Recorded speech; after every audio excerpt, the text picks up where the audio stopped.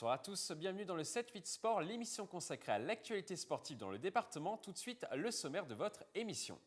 Rugby, Montigny-le-Bretonneux continue sa belle série. Les hommes coachés par le duo Cyril Murier et Guy-Mathieu Begré ont remporté une victoire importante contre le 4e Stein lors de la 13e journée du championnat.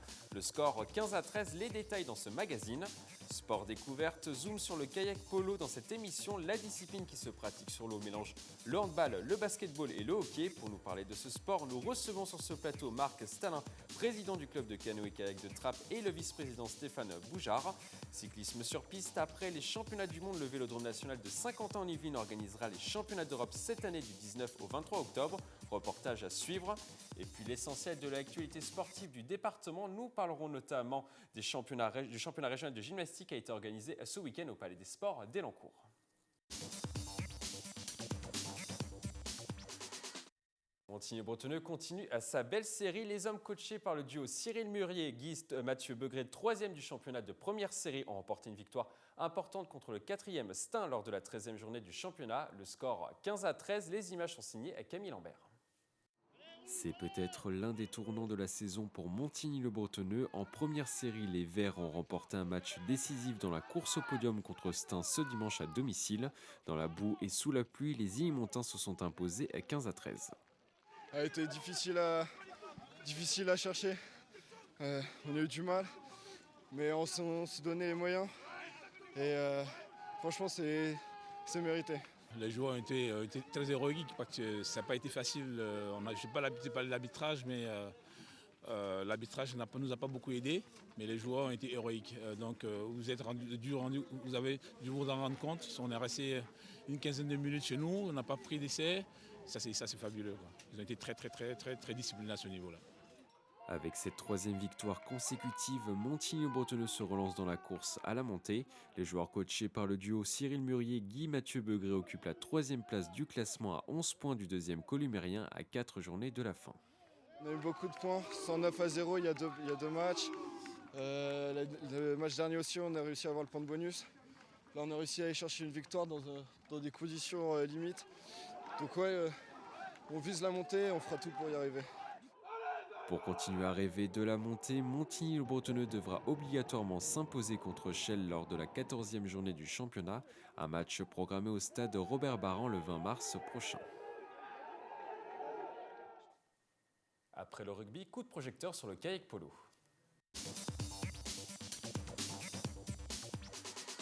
On continue donc ce magazine par un sport presque inconnu du grand public, le kayak polo. La discipline est un mélange entre le hockey, le handball et le basketball, et tout cela sur l'eau. Pour nous parler de ce sport, nous avons le plaisir de recevoir sur ce plateau Marc Stalin, le président du club de canoë-kayak de Trappes, et Stéphane Boujard, vice-président et responsable de la section de kayak polo de Trappes. Bonsoir. Bonsoir. Alors, du hockey, du handball et du basketball, c'est bon, je ne me trompe pas dans ces sports, ça se rapproche du kayak polo. Oui, on peut le dire comme ça pour faire court. Je pense que c'est un sport qui plaît beaucoup aux jeunes parce qu'il y a un gros engagement et ils sont casqués, grillagés, donc comme du hockey. Voilà, ça fait un petit peu un effet général. Donc on a développé cette pratique-là depuis plusieurs années parce qu'on s'aperçoit que les jeunes aiment bien, donc on a commencé à faire des équipes qui sont maintenant en N4, mais je passerai la parole à mon collègue, et on travaille aussi sur une équipe féminine, mais qui sera régionale. Donc sinon, il y a aussi une pratique du kayak polo en loisir, c'est-à-dire que le vendredi soir, la piscine, dans notre créneau d'activité, les jeunes peuvent s'entraîner au kayak polo. Et donc ça plaît aux jeunes, vous le disiez, ça plaît aux jeunes. Ah, beaucoup, oui. Beaucoup. Vous confirmez, Stéphane ? Oui, on a une des équipes les plus jeunes de la région, une moyenne d'âge de 23 ans. Je suis le plus vieux. Enfin non, je ne suis pas le plus vieux, parce qu'on a un joueur qui a 62 ans. C'est lui qui tue la moyenne. Et donc oui, effectivement, ça plaît énormément aux jeunes. Les équipes sont autour de la trentaine en moyenne. Il n'y a pas beaucoup de personnes plus vieilles. Et ce sport se rapproche de quelle discipline ? J'ai parlé de hockey, de handball, de basket. Ça se rapproche de quelle discipline ? En fait, tactiquement, il faut imaginer le handball sur l'eau. Les défenses sont les mêmes, sont défenses en zone, sauf que nous n'avons pas de zone vraiment marquée. Et dans l'impact, ce serait le hockey sur glace avec quelques règles du hockey sur glace. Par exemple, on n'a pas la prison, mais une expulsion de 2 minutes. C'est pour des fautes graves. Et donc tactiquement, c'est le hand. On a le même joueur de joueurs, des pivots, des ailiers, etc. Voilà. L'impact est le même. Et quelle qualité doit-on avoir pour être un bon joueur de kayak polo? Il faut savoir allier. Alors, souvent, on pense que être simplement connaître simplement le jeu, c'est-à-dire au ballon, suffit. Mais en fait, il faut être bon kayakiste avant toute chose. Parce que le bateau, il faut savoir s'en servir. Et il faut avoir une qualité physique aussi, puisqu'on alterne les efforts longs et les efforts dans la durée. Et les efforts aussi rapides sur 20 mètres, on a besoin d'accélérer. Donc au niveau du rythme cardiaque, ça s'élève assez vite. Et c'est très physique? Oui. Sur un match dure 2 fois 10 minutes, donc 20 minutes au total. Et en général, à la fin, on est bien fatigué. Et pour pratiquer ce sport, il faut un matériel spécifique. Les rames en particulier, elles sont spécifiques à ce sport? Les pagaies de kayak polo sont spécifiques au kayak polo, c'est-à-dire qu'elles doivent faire un minimum d'épaisseur de 5 mm pour éviter les chocs sur les mains. Et les kayaks, eux, sont moussés à l'avant et à l'arrière pour protéger l'adversaire et les joueurs.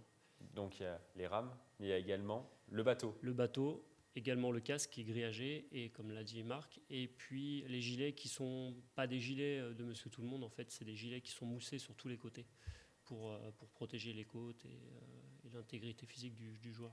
Le bateau est spécifique à ce sport également? Ah, tout à fait, oui, ce sont des petits bateaux qui doivent être très manœuvriers et qui peuvent être très rapides. Ils sont souvent assez plats à l'arrière par rapport aux autres kayaks, ce qui permet aux joueurs de tourner en faisant ce qu'on appelle une chandelle.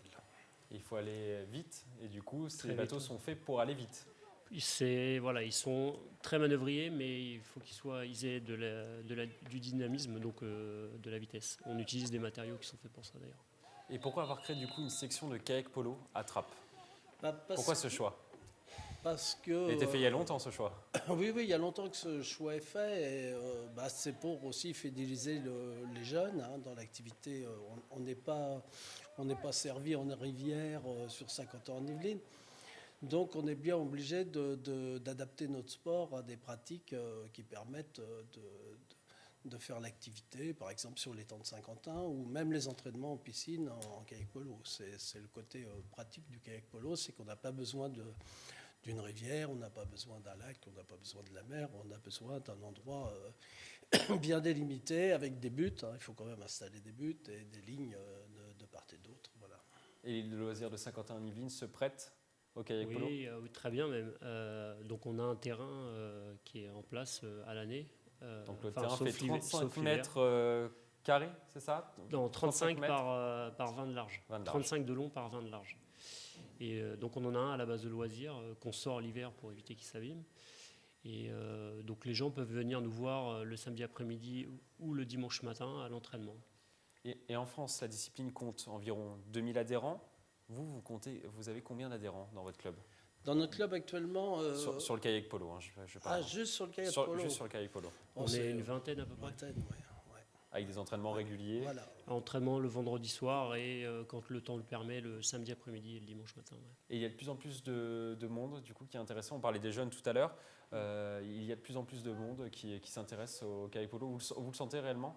Oui, alors au niveau national, oui, on le sent vraiment, parce que là, justement, cette année, la Fédé a décidé de remodeler les divisions, parce qu'en fait, elle s'aperçoit qu'il y a de plus en plus de monde. Donc, pour dynamiser les championnats régionaux, elle a décidé de réduire la N4 à 14 pour l'année 2016-2017.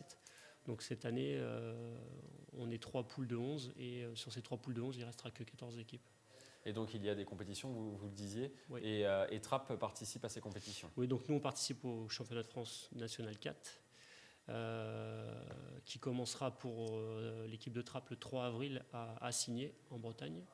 Et les Trappes va organiser 2 journées cette année, une le 17 avril et l'autre le 29 mai, à l'île de loisirs de Saint-Quentin, côté base de voile. Le rendez-vous est pris en tout cas. Pouvez-vous nous donner envie en 30 secondes de faire du kayak polo, de nous lancer dans cette aventure? Vous avez 30 secondes. C'est un sport convivial. Si vous aimez la nature, le contact et ne pas être enfermé dans une salle, c'est le sport qu'il faut, quoi. Il faut aimer le C'est sport. fait pour les aventuriers? C'est ça. Et puis le kayak est une grande famille, donc on s'amuse bien au-delà du sport en lui-même, quoi.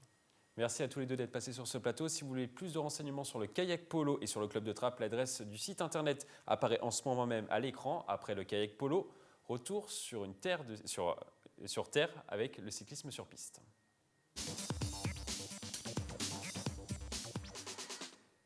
Les amateurs de cyclisme sur piste vont une nouvelle fois vibrer au Vélodrome national de Saint-Quentin-en-Yvelines. Après les championnats du monde organisés en février 2015, l'enceinte sportive organisera les championnats d'Europe en octobre prochain. Le montage est signé à Pascal Joseph. C'est désormais officiel. Après les championnats du monde de cyclisme sur piste 2015, le Vélodrome national de Saint-Quentin-en-Yvelines organisera les championnats d'Europe cette année du 19 au 23 octobre. Une initiative lancée par la Fédération française de cyclisme en partenariat avec la communauté d'agglomération de Saint-Quentin-en-Yvelines. Il y a une certaine logique. Il y a d'abord une logique d'accueillir de grands événements. On a la chance d'avoir un vélodrome exceptionnel.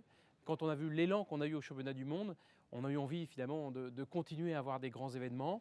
On avait cette opportunité puisque 2017 était déjà attribué à Berlin, 2018 à Glasgow et on a saisi l'opportunité. Pour cette deuxième compétition internationale organisée par le Vélodrome, les instances françaises espèrent remplir les 5000 places de l'enceinte sportive pendant l'ensemble de la compétition. On s'est fixé un objectif, il y a 5 jours de compétition, c'est 5 jours, le Vélodrome plein comme les championnats du monde, 25 000 personnes. On doit pouvoir y arriver, c'est vraiment ce que l'on souhaite. Au championnat de France, on avait déjà beaucoup de monde. Au championnat du monde, nous avions vendu 60% des billets le premier jour. Eh bien, le championnat d'Europe doit se faire avec un vélodrome à guichet fermé. Le public pourra voir des têtes d'affiche comme la plaisiroise Sandy Claire, championne d'Europe de vitesse en 2010, ou encore l'Igny-Montain François Pervis, 6 fois champion du monde, favori pour obtenir une médaille aux Jeux Olympiques l'été prochain à Rio.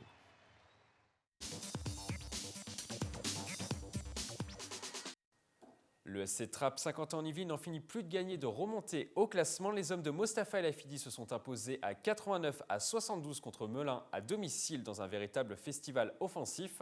Conséquence, Trappes remonte doucement au classement. Les joueurs de Trappes pointent désormais à la 5e place du championnat de National 3. Pour nous parler de cette très bonne dynamique, nous recevons sur ce plateau Jacques Michelet, le président, ainsi que le coach Mostafa El Hafidi et Abgué Barakaou, le meneur. Bonsoir. Bonsoir. Alors je le disais, encore une victoire ce week-end contre Melun. Et quelle victoire!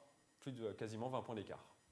Oui, ça a été une très belle victoire et je pense qu'Abgué en parlera plus que moi parce qu'il l'a vécu sur le terrain. Abgué, vous l'avez senti comment cette victoire? Mais c'est vrai que dès le début du match, on était, comme depuis quelques matchs, bien dans le match, défensivement, offensivement. On a déroulé et puis la victoire est venue, s'est construite très rapidement. Et tout le monde a géré du début à la fin. Mostafa, vous misez beaucoup sur la défense en général dans vos matchs. Là, pour le coup, c'est l'attaque qui a parlé.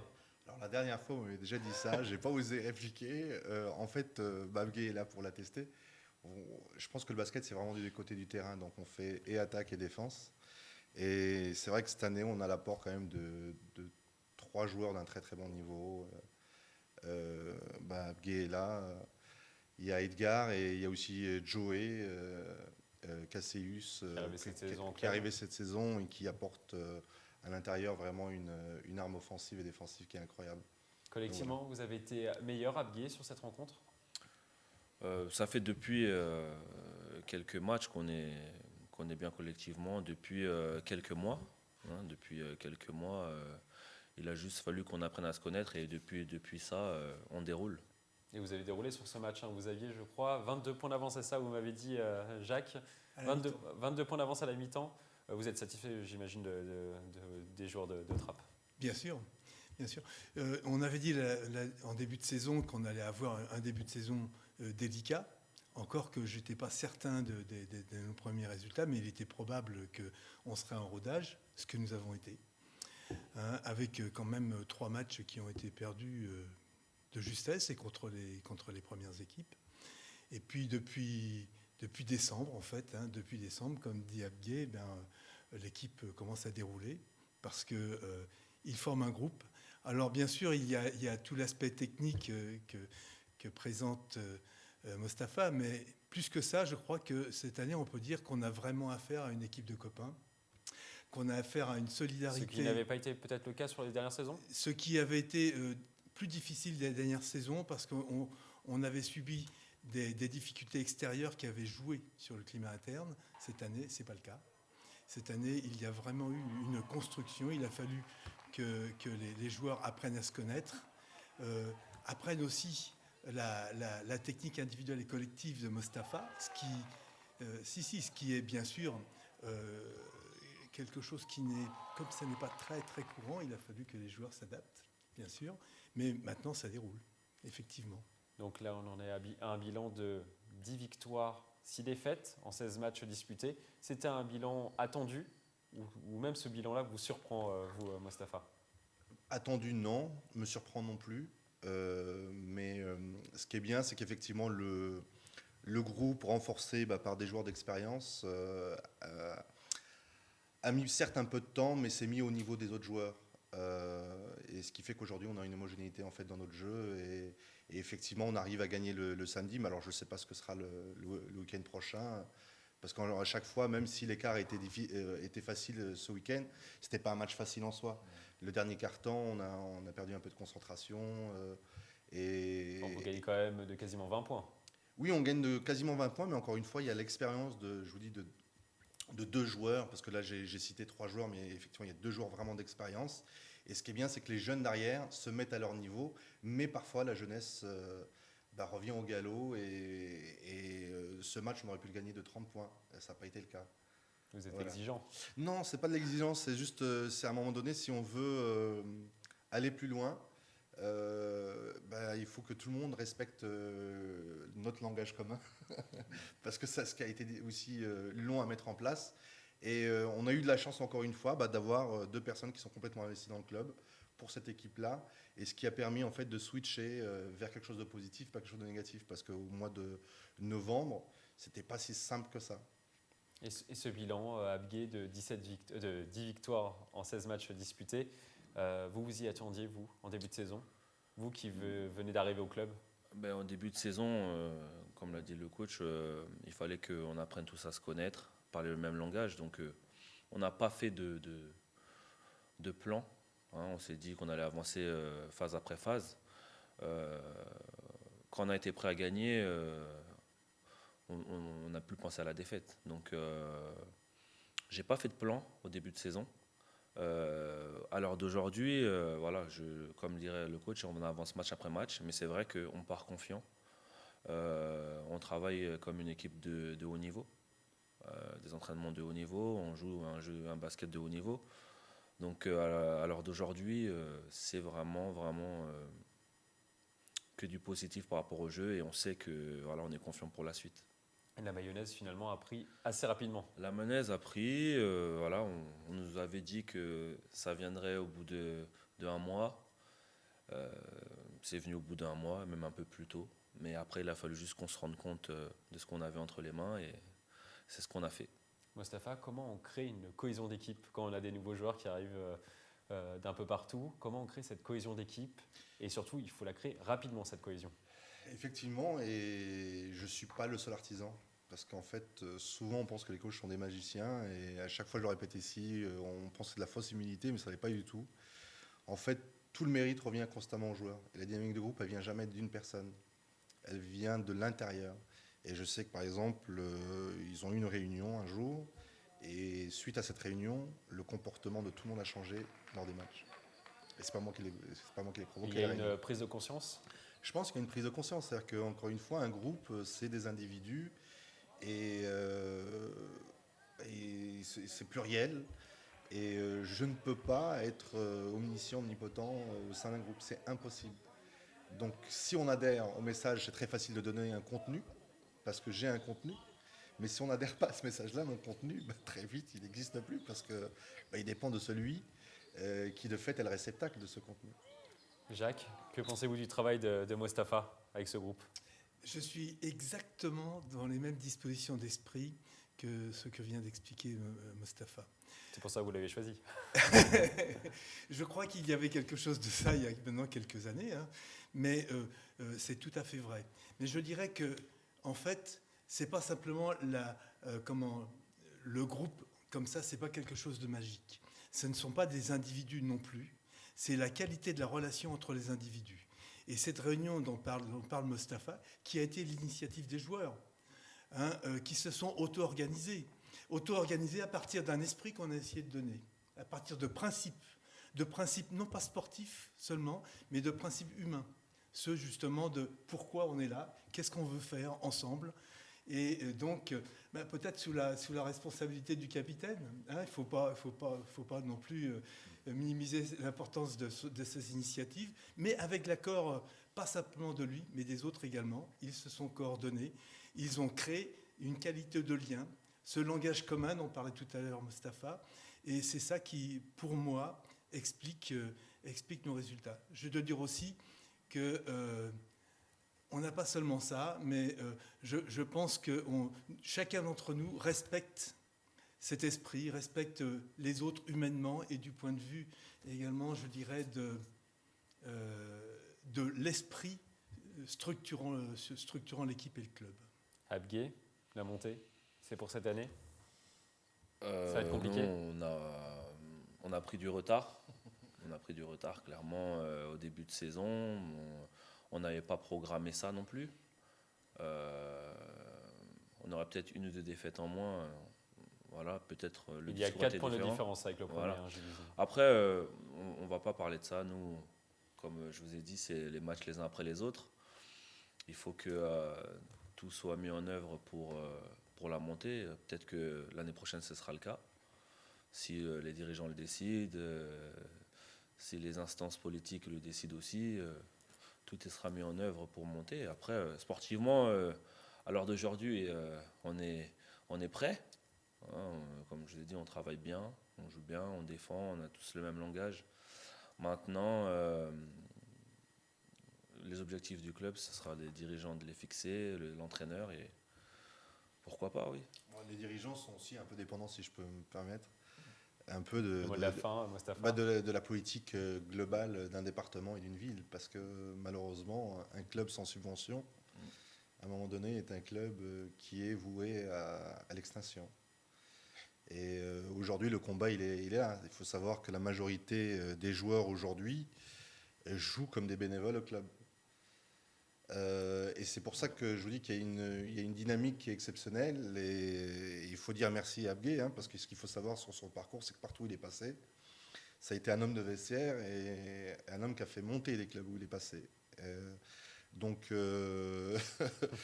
clairement, vu la situation, ça aurait pu être totalement délétère au mois de novembre, alors que nous étions prêts à gagner au mois d'octobre. Et je pense que par ces mots dans le vestiaire, il a et finalement vous avez bien rattrapé. Oui, mais encore une fois, c'est une synergie. Et ce qui manque aujourd'hui, c'est le soutien de la mairie, il faut le dire clairement. Merci en tout cas à tous les trois d'être passés sur ce plateau. Bon courage pour la suite de la compétition. On passe maintenant à la gymnastique.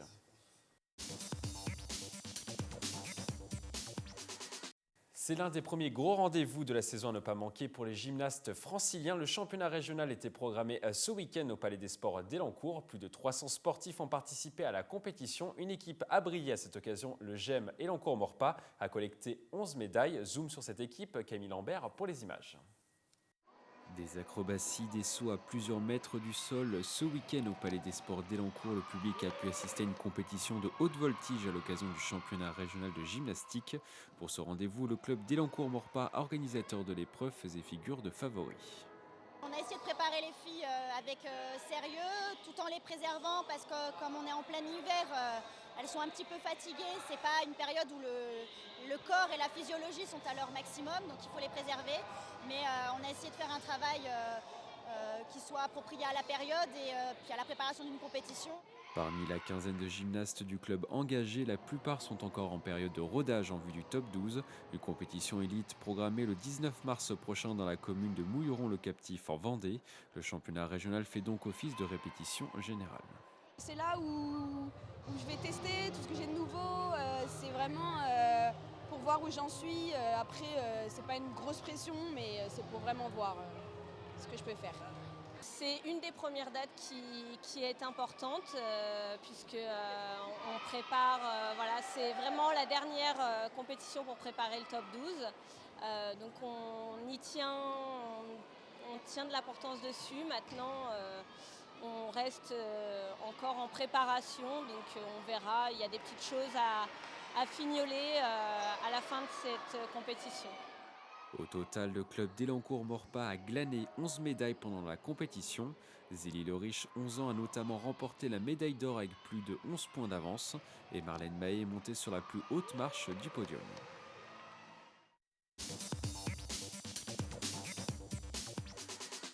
On commence cette rubrique résultats par du trampoline. Le deuxième Open sélectif et la Coupe d'Île-de-France étaient programmés ce dimanche au gymnase de l'aviation à Guyancourt. Une centaine de trampolinistes se sont inscrits pour l'événement. Objectif de chaque athlète, se qualifier pour les championnats de France. L'entraîneur du club de Guyancourt nous présente la notation des épreuves. Il était au micro de Sephora Al-Namani. Sur chaque exercice, on va avoir 2 notes. On va avoir une note qui est l'exécution, donc la qualité de réalisation de l'exercice, qui s'appuie sur les tensions de jambes, les bras bien tendus, la tête tenue, et une note qui est sur la difficulté de l'exercice, donc sur les différentes figures réalisées. Plus il y a de tours, plus elles sont difficiles et plus la difficulté est élevée. Au niveau des résultats, Nika Saché du club de Guyancourt a terminé à la 4e place dans la catégorie nationale 13-14 ans et a réalisé les minima pour les championnats de France. Chez les garçons, Yann Cabellan a lui terminé 4e dans les 13-14 ans. Il n'a pas obtenu les minima pendant ce rendez-vous. C'est la fin de ce 7-8 Sport. Merci de l'avoir suivi. Je vous souhaite une très belle soirée sur TB Fil 78.